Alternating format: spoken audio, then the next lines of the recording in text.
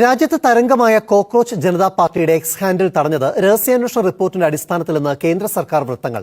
ദേശസുരക്ഷ അപകടത്തിലാക്കുന്ന ഉള്ളടക്കങ്ങൾ പോസ്റ്റ് ചെയ്തെന്ന് IB report ചെയ്തു. ഡൽഹിയിലെത്തിയാൽ ഉടൻ പോലീസ് തന്നെ അറസ്റ്റ് ചെയ്യുമെന്ന് CJP സ്ഥാപകൻ അഭിജിത്ത് ദിപ്കെ ആരോപിച്ചു.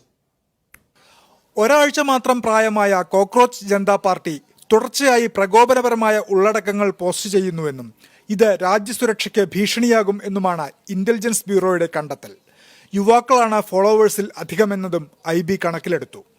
എക്സിൽ 90,000 ഫോളോവേഴ്സ് ആയപ്പോൾ തന്നെ IT മന്ത്രാലയം ബ്ലോക്ക് ചെയ്യാൻ നിർദ്ദേശം നൽകിയിരുന്നു.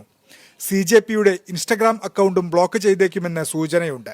അക്കൗണ്ട് ഹാക്ക് ചെയ്യാൻ തുടർച്ചയായി ശ്രമം നടക്കുന്നുവെന്ന് US-ലുള്ള CJP സ്ഥാപകൻ അഭിജിത്ത് ദീപ്കെ ആരോപിച്ചു.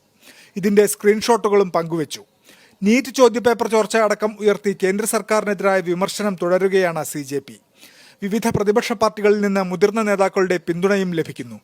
CJPയുടെ വളർച്ച കൗതുകകരമാണെന്നും എക്സ് അക്കൗണ്ട് മരവിപ്പിച്ചത് ബുദ്ധിശൂന്യതയാണെന്നും ശശി തരൂർ MP പറഞ്ഞു. TMC നേതാക്കളായ മഹുവ മൊയ്ത്ര, കീർത്തി ആസാദ്, ചലച്ചിത്ര മേഖലയിലെ പ്രമുഖർ എന്നിവരും പിന്തുണയുമായി എത്തി.